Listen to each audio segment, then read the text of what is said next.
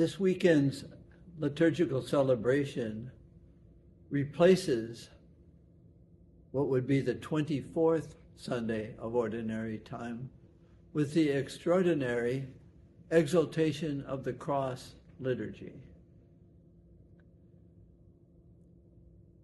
The first reading in today's liturgy from the book of Numbers is a recalling of the grumbling by the Jews about the poor food and the poor conditions. So God, in his anger, sends snakes or serpents or something to sting them, and some died. And they complained in another way to Moses, "We have sinned, to tell God to call off the vipers." Well, Moses prays and God says, okay, form a pole with a bronze serpent on it, and those who look at that will be healed. So in a way, that's a triumph of the symbol of healing in Numbers. And in the gospel, in John's gospel, that we hear in today's liturgy, Jesus is talking with Nicodemus, and Nicodemus has come to Jesus at night and asking him about, what are you up to? What do I have to do to really understand you? And Jesus said, well, you have to be reborn. You have to change your mind and heart. But then he says something referring to Moses and the serpent and the bronze pole. He refers to himself. And what Jesus is doing is saying, those who look to me, believe in me, will also be healed. And I will do that as a sacrifice.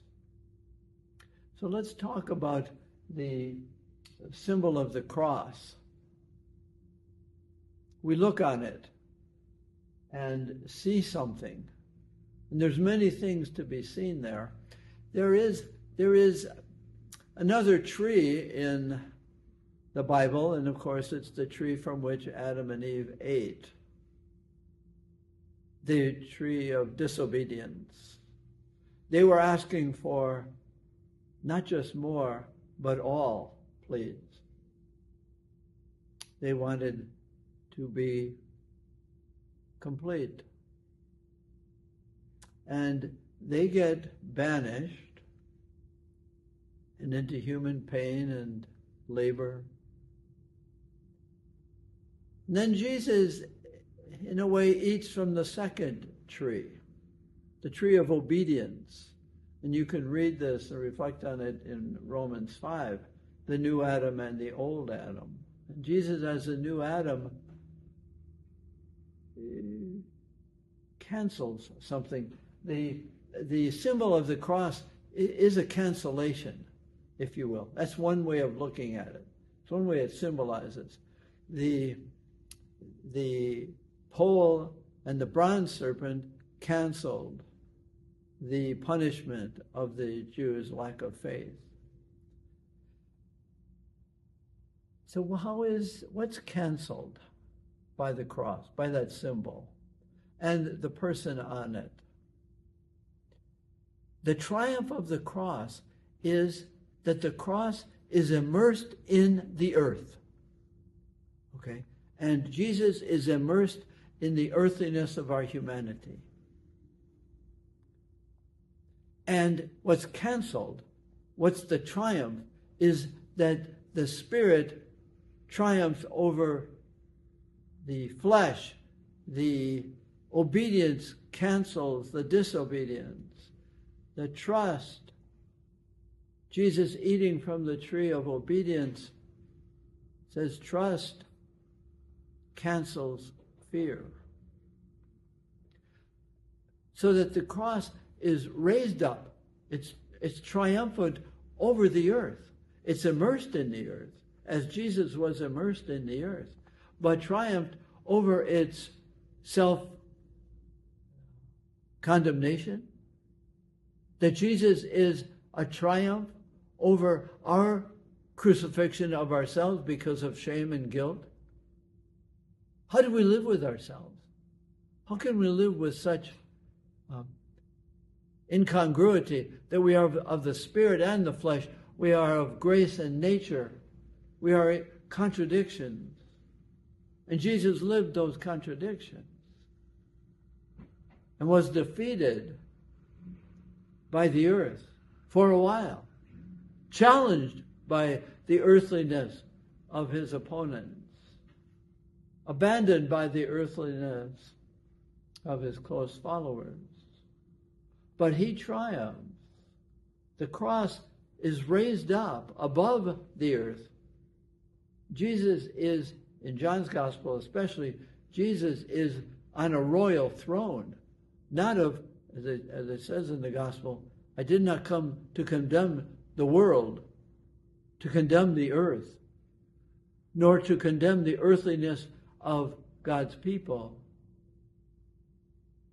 My triumph, the cross's triumph, is that he is raised above the earth, brought down to the earth by the earthliness of his opponents, the people who hated him. And they punished him. But his triumph is that his flesh did not dominate his person. The spirit within him, the holiness, the participation, the godliness in him, triumphed over human disobedience, the earthliness, so that the cross is buried in our earthliness and cancels not our earthliness, not condemning the earthliness, but raising it up. The triumph of the cross is the triumph of our grace, his grace in us over our fallen nature. Well, that's theology and that's prayer. What does it mean? We look on the cross and we are healed from self-condemnation, from our earthliness that would condemn ourselves. I am too much of the earth to be loved by God. I am too much encased in my dirt to be penetrated by grace. The triumph of the cross is the triumph of spirit over flesh, over our judgment of ourselves, our condemnation of our worldliness, and receiving the triumph, not just that Jesus triumphed over the Romans by his resurrection. We look on him and he triumphs over our self-worldliness, our sinfulness, our condemnation. And we celebrate that at the Eucharist. It's a triumph of the cross that allows us to receive the Eucharist, which is grace coming within, buried in our earthliness, that we might live more peacefully with grace meeting nature. The triumph of the cross is the joy with which we live with ourselves, and to that degree, we live with ourselves and with and for others.